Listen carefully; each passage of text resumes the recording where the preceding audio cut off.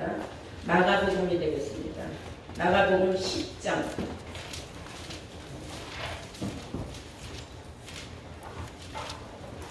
찾으신 줄 믿고 35절부터 제가 봉독을 하겠습니다. 마가복음 10장 35절부터 봉독하겠습니다. 세베대의 아들 야고보와 요한이 주께 나와 여짜오되 선생님이여 무엇이든지 주께 우리의 구하는 바를 우리에게 하여 주시기를 원하나이다. 이르시되 너에게 무엇을 하여 주기를 원하느냐 여짜오되 주의 영광 중에서 우리를 하나는 주의 우편에 하나는 좌편에 앉게 하여 주옵소서. 예수께서 가라사대 너희 구하는 것을 너희가 알지 못하는도다. 너희가 나의 마시는 잔을 마시며 나의 받는 세례를 받을 수 있느냐? 저희가 말하되 할 수 있나이다.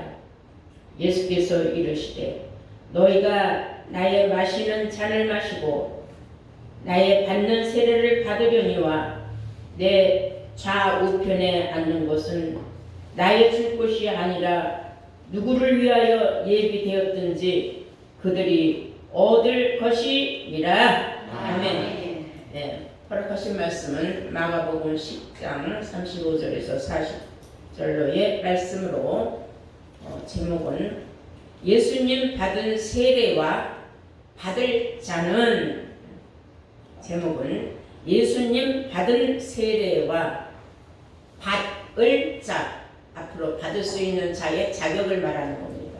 그래서 받을 자는 제목이 패션마크예요.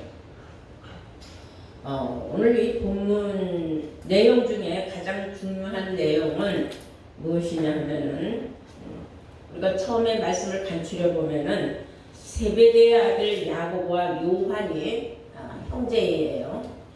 예수님 앞에 찾아왔어요. 찾아와서 부탁을 하는 거예요.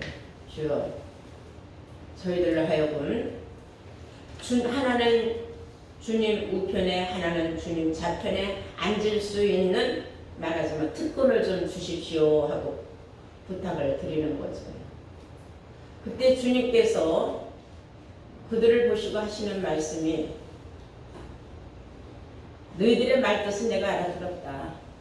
그러나 너희들이 그것을 받으려면은 나의 마시는 잔을 너희들이 마실 수 있느냐? 나의 받을 세례를 너희는 받을 수 있느냐? 그리고 그걸 너희들이 지금 한다고 해도 좌우편에 앉는 것은 내가 정해주는 것이 아니다. 그날에 가서 하나님이 해주시는 거지 내가 해주는 건 아니다. 이제 그런 말씀이 뜻이에요. 그래서 오늘 말씀의 골자는 예수님이 마셔야 하는 그 잔, 그 잔은 무엇을 뜻하고 무엇을 의미하며 예수님이 받아야 하는 그 세례는 어떤 세례이며 그 세례는 무엇인가? 왜냐? 예수님이 이미 세례를 받으셨어요. 세상이 다 아는 바 요단강에서 세례 요한으로부터 물세례 받지 않았습니까? 그런데 예수님이 내가 받을 그 세례는 너희들이 받을 수 있느냐? 내가 받을 잔을 너희들이 마실 수 있느냐? 이런 말이 있습니다. 내가 받은 잔을, 내가 마신 잔을 너희들도 마실 수 있느냐? 근데 이 두 사람은 좌우 보좌에 앉는 데만 신경 써서 아무 생각이 없어요. 그 말씀의 뜻을 깊이 모르고 마실 수 있습니다. 네, 받을 수 있습니다 했어요. 말씀의 뜻을 자세히 성경에 기록된 걸 보면은 우리 한번 읽어볼까요? 36절에 보니까 이르시되 너희에게 무엇을 해주길 원하느냐 여짜오되 주의 영광 중에서 우리를 하나는 주의 우편에 하나는 좌편에 앉게 하여 주옵소서. 예수께서 가라사대 너희 구하는 것을 너희가 알지 못하는도다. 너희가 나의 마시는 잔을 마시며 나의 받는 세례를 받을 수 있느냐? 39절 저희가 말하되 할 수 있나이다. 생각 없이 답변하는 거예요. 뭐에 먼저 생각이 앞섰어요? 육신의 생각이 앞선 거예요. 좌우 보자, 누구한테 안 뺏기겠다. 물론 그 충정심은 좋아요. 그 정도로 예수님을 사모하고 사랑하고 예수님을 지키고 싶고 예수님 곁에서 떨어지고 싶지 않다는 그런 의미죠. 그러나 쟤네들이 마실 수 있는 잔이 무엇인가를 물어보지도 않고 예수님 받은 세례가 무슨 세례를 말하는 건지 생각지도 않은 거예요. 이 사람들은 너무 가볍게 생각을 하는 거예요. 할 수 있나이다 했어요. 근데 사실 할 수 없는 일이에요. 이 사람들이 십자가에 못 박힌 적이 있습니까? 없어요. 오죽하면은 성경의 그 마시는 잔에 대해서는 무엇을 의미하고 있느냐? 예전에 우리가 이제 사극 같은 거 보면은 사약을 내리지 않습니까? 약사가를. 그러면 뭐라 그래요? 왕이 그 죄인에게 한 잔을 갖다 줘라 그래요. 그럼 그 잔은 뭐예요? 약사가래요. 독잔, 독이 들어있는 술잔. 그걸 갖다 주면 뭐예요? 죽으라는 얘기하고 똑같은 얘기예요. 예수님이 하시는 그 마시는 예수님이 마셔야만 하는 그 잔. 그건 뭘 의미하느냐? 고난의 잔이에요. 무서운 말할 수 없는 고통의 잔이에요. 너네들이 앞으로 신앙생활을 하면서 이런 괴롭고 힘들고 어려운 그런 일이 닥칠 텐데 그런 걸 너희들이 다 얼마만큼 감당할 수 있느냐 이런 뜻이에요. 쉽게 얘기하면.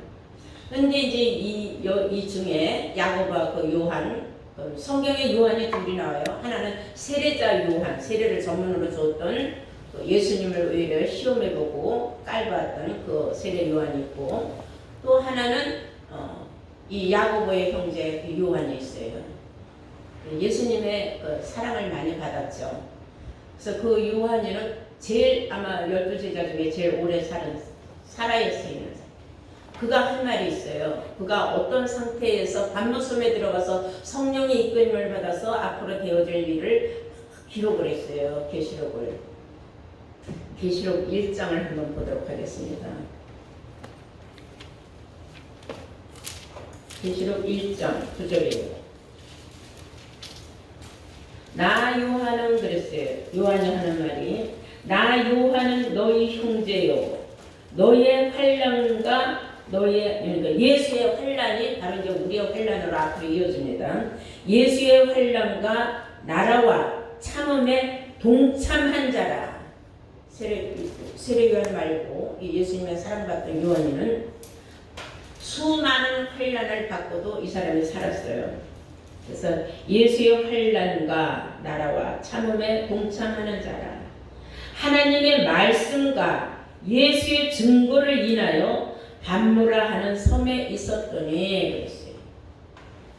무엇 때문에 원인은 무엇 때문에 환난을 받았어요? 말씀을 인하여서.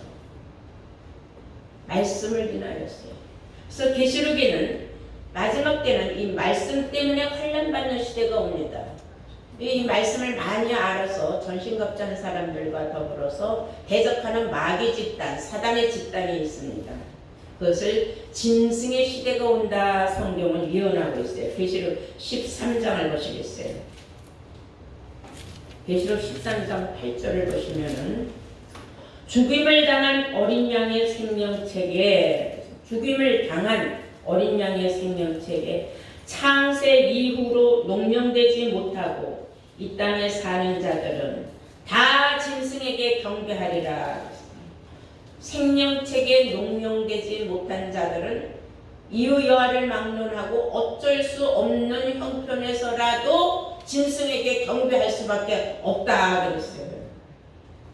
또 계시록 20장 우리가 잘 아는 바와 같이 우리가 영생 구원을 얻으려면은 하나님의 말씀을 인하여서 우리는 절대로 우상에게 경배해서는 안 된다는 말씀을 인을 쳐져 있는 사람들만이 구원을 받을 수 있어요. 계시록 20장 4절에 또 내가 보좌들을 보니 거기 앉은 자들이 있어 심판하는 권세를 받았더라. 또 내가 보니 예수의 증거와 하나님의 말씀을 인하여 목배임을 받은 자의 영혼들과 신들과 그의 우상에게 경배하지도 아니한 자들이 이마와 손에 그의 표를 받지도 아니한 자들이 살아서 그리스도로 더불어 7년 동안 왕노릇 할 것이다 하고 성경은 기록하고 있는 줄로 믿습니다.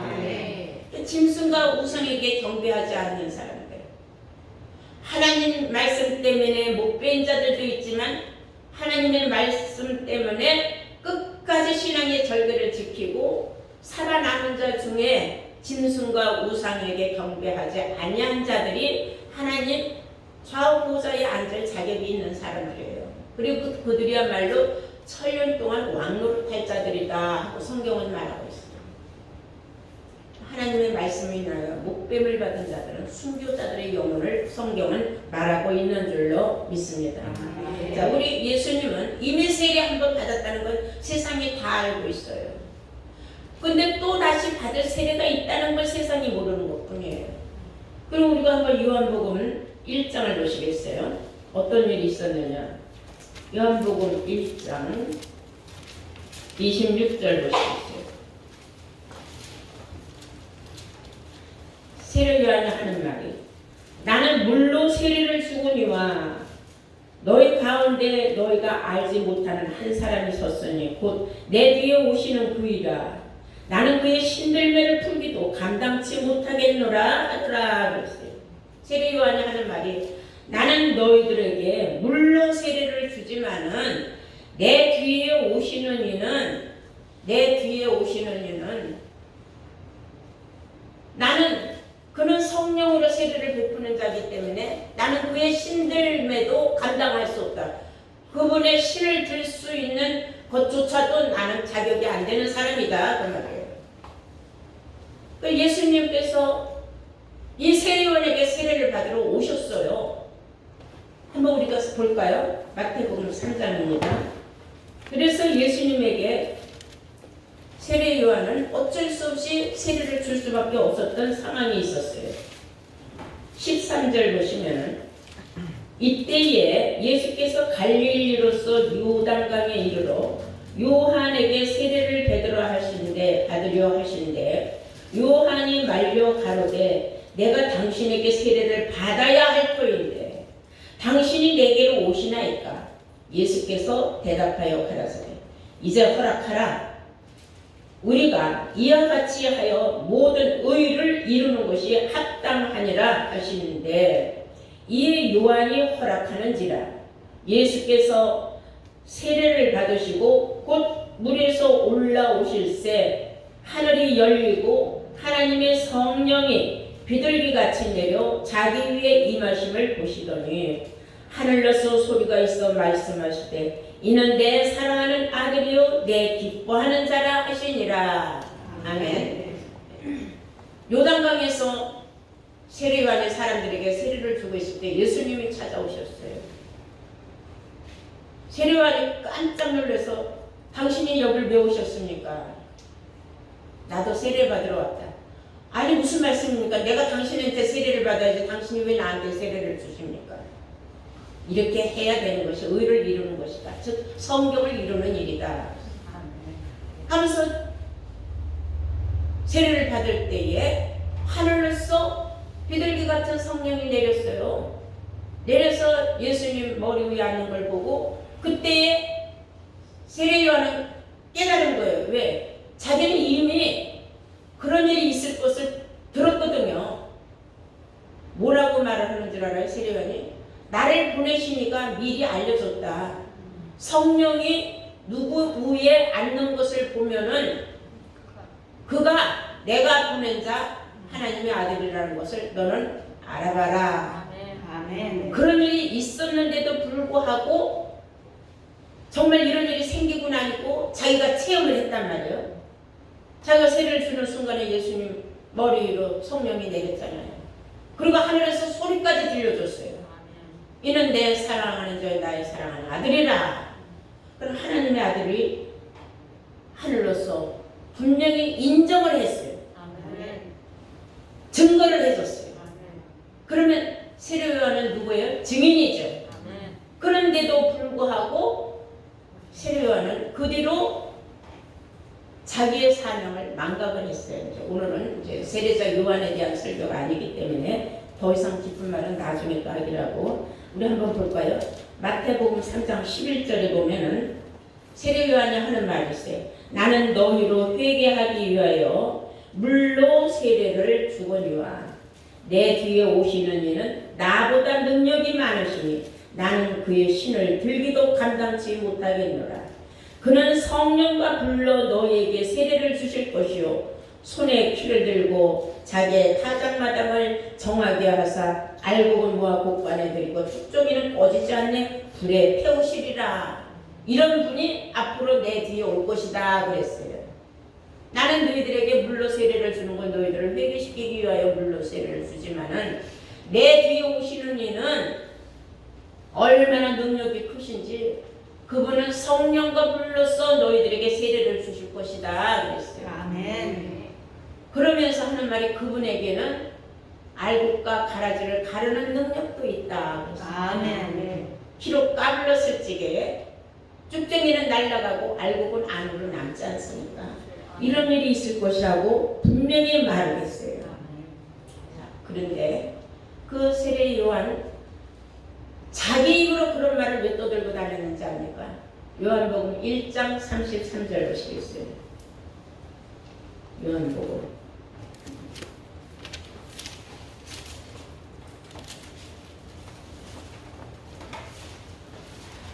32절부터 보세요. 요한이 또 증거하여 가로되 내가 봄에 성령이 비둘기같이 하늘로서 내려와서 그의 위에 머물렀더라. 나도 그를 알지 못하였으나 나를 보내어 물로 세례를 주라 하시니가 나로 하여금 물로 세례를 주라 하신 그이가 누구겠어요? 하나님이죠. 그이가 나에게 말씀하시되 성령이 내려서 누구 위에든지 머무는 것을 보거든 그가 곧 성령으로 세례를 주는 이인 줄을 알라 하셨기에 내가 보고 그가 하나님의 아들이심을 증거하였노라. 여기까지 참 얼마나 좋았습니까? 그런 세례 요한이 마태복음 11장에 가서 보면은 이런 말을 합니다. 오실 그이가 당신이 오니까 아니 진눈으로 실컷 보고 지가 세례를 주었을 때 하늘로부터 비둘기 성령같이 내리는 걸 보고도 그딴 말을 해요. 우리 한번 볼까요? 마태복음 11장 1절 보면 예수께서 12제자에게 명하시기를 마치시고 이에 저희 여러 동네에서 가르치시며 전도하시려고 거기를 떠나가셨다. 그때 요한이 옥에서 그리스도의 하신 일을 듣고 제자들을 보내요. 예수께 좀 여쭤봐라. 오실 그이가 당신이 오니까 우리가 다른 일을 기다리오니까 이런 헛소리를 짓거렸단 말이에요. 그러고도 그것도 부족해서 다른 동네 가서 또 막 또 예수님이 이쪽 동네에서 세례 주면 저는 저쪽 동네 가서 막 또 세례를 주는 거예요. 세례 경쟁하듯이. 그렇게 해서는 안 되는 거죠. 자기가 증거자를 나왔고 하나님이 그를 증거라고 했으면 저는 예수님 신들매도 감당할 수 없는 그런 주제에 아니 예수님하고 경쟁을 하다 못해 나중에는 헷가닥 해가지고 그분이 진짜냐 가짜냐 니네들이 좀 가서 물어봐라고 자기 제자들을 돌려보냈어요. 그것도 잘못된 거죠. 어떻게 예수님한테 가서 진짜냐 가짜냐 확인을 제자들만 보고 하라고요. 그렇게 한심한 그런 요한, 그 세례자 요한, 성경의 많은 곳에서 보면은 오히려 예수님을 회방하라고 예수님을 부인하고 다녔다는 것을 알 수 있어요. 그 일로 인해서 예수님이 하신 말씀에 화가 났는데 우회적으로 비판하고 비유하기를 여자가 남자 중에 세례 요한보다 큰 자는 없다. 여자가 남자 중에. 그러나 천국에서는 그보다도 더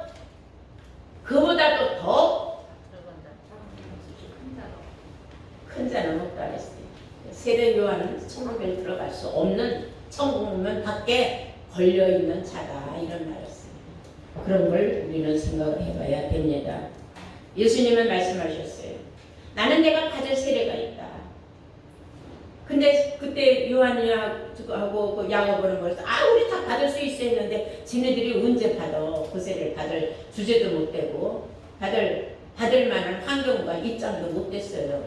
근데 그것을 예수님은 미리 아셨기 때문에 참 속으로는 웃어가면서도 그들을 책망하지도 않고 니네들이 앞으로 일어날 일을 너희들이 어찌 알겠느냐 그런 심정으로 말씀을 하셨던 것 같아요. 기록된 말씀을 보면은 우리 다 함께 누가복음 12장 보시겠어요? 누가복음 12장 49절입니다.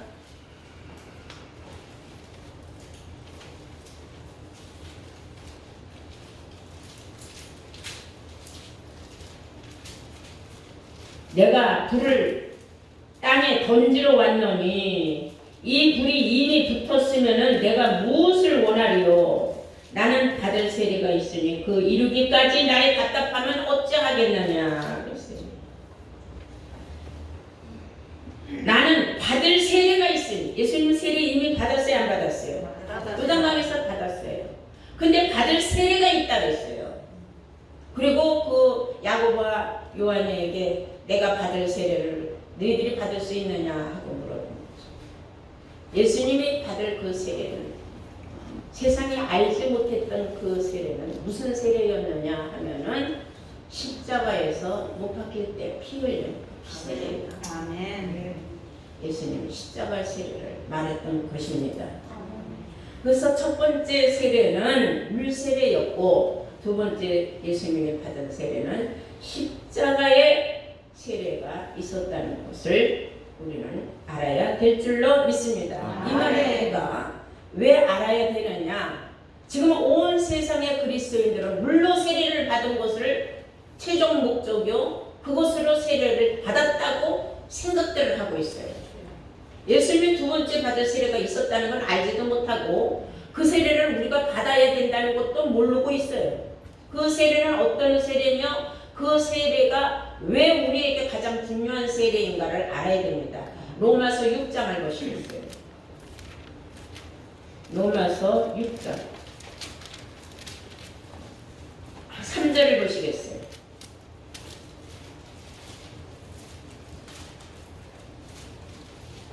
무릇 그리스도 예수와 합하여 세례를 받은 우리는 그의 죽으심과 합하여 세례 받은 줄을 알지 못하느뇨. 너네들 그걸 모르냐 이 바보들아. 그런 말이에요. 쉽게 말하면은 무릇 다시 말하자면은 그리스도 예수와 합해서 세례를 받은 우리는 그래서 우리는 여러분이나 나나 그리스도인들은 그 말이에요.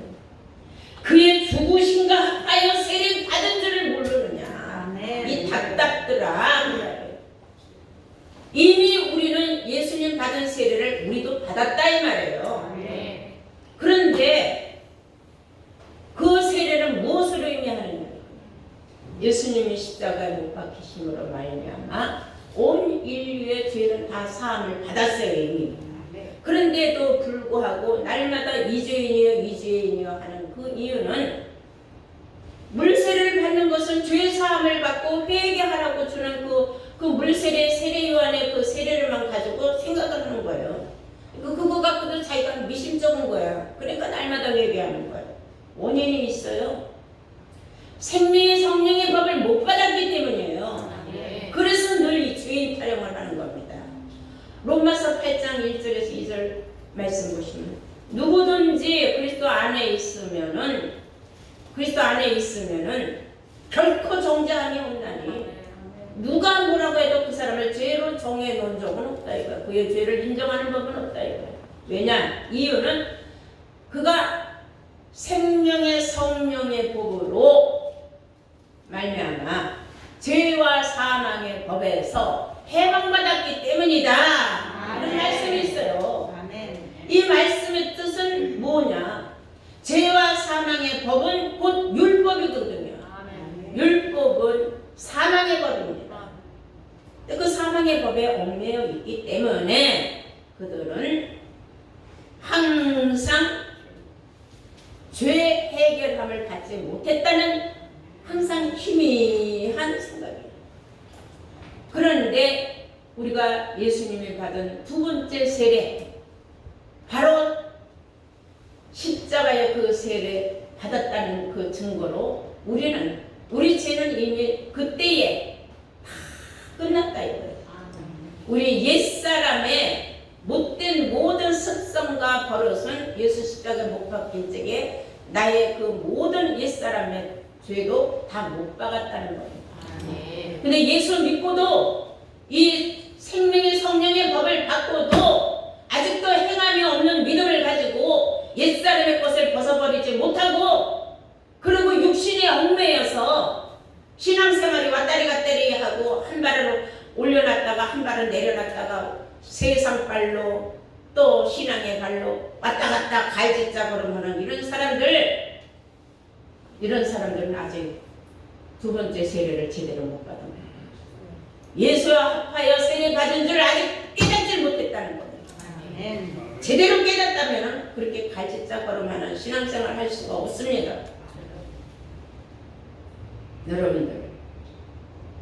여러분들 자신이 예수 합하여 세례 받은 걸 깨달았습니까? 네, 확실하게 깨달은 사람인 줄로 믿습니다.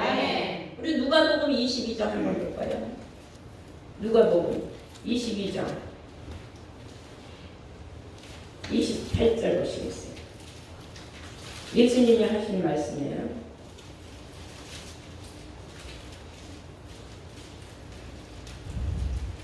너희는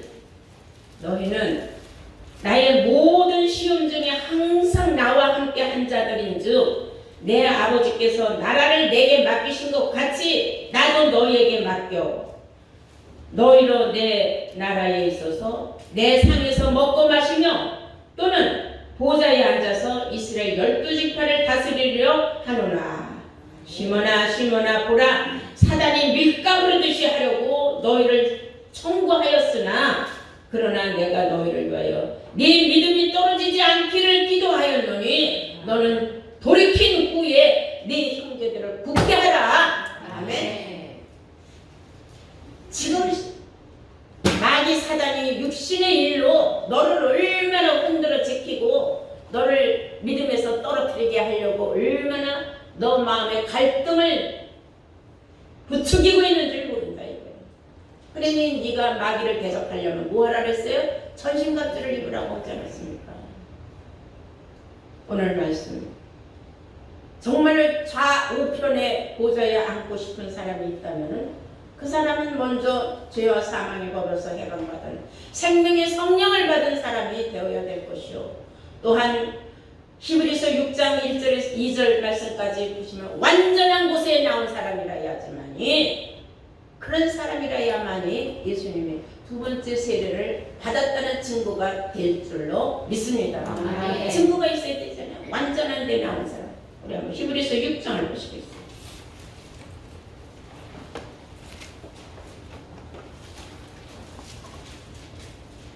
2절 보세요. 세례들과 안수와 죽은 자의 부활과 영원한 심판에 관한 교훈의 터를 다시 닫지 말고 완전한 데 나아가죠. 완전한 데로 나아가죠. 이게 그리스도 도의 초벌을 버리는 거다. 이거. 그리스도의 도를 버린 사람. 완전한 곳으로 찾아온 사람은 생명의 성령의 법을 찾은 사람입니다. 그 법을 받았기 때문에 그 사람들은 예수와 합하여 세례받았다는 증거가 확실하게 나타난 줄로 믿습니다. 오늘 말씀 우리가 한번 그 로마서 말씀 아주 중요한 말씀이에요. 다시 한번 보세요. 우리가 어떻게 세례를 받았는가에 대하여 알지 못하는 사람들, 물로 세례를 받은 것을 세례받았다고 자랑하고 증거하는 사람들은 참 한심한 겁니다. 자, 3절부터 보시겠어요. 무릇 그리스도 예수와 합해서 세례를 받은 우리는 그의 죽으심과 합하여 세례받은 줄을 알지 못하느뇨. 이제 알았어요 여러분들? 네. 제가 알지 못하느냐 하면은 알았습니다 해야 돼요. 여러분들 알았습니까? 알았습니다. 네. 여러분들은 누가 세례받았어요? 예수님과 합하여 세례받은 줄로 믿습니다. 네. 옆집 이집사 박집사하고 세례받은 게 중요한 게 아니라 나는 누구와 세례받았어? 예수와 합하여 세례받았다. 그거 깨달았습니까? 아멘. 예. 깨달았느냐 그 말이에요. 알지 못하느냐 하는 것은. 그러므로 4절 우리가 그의 죽으심과 합하여 세례를 받음으로 그와 함께 장사되었나니 이는 아버지의 영광으로 말미암아 그리스도를 죽은 자 가운데서 살리신과 같이 우리로 하여금 또한 새 생명 가운데에서 행하게 하려 함이니 뭐에서 행하게 한다?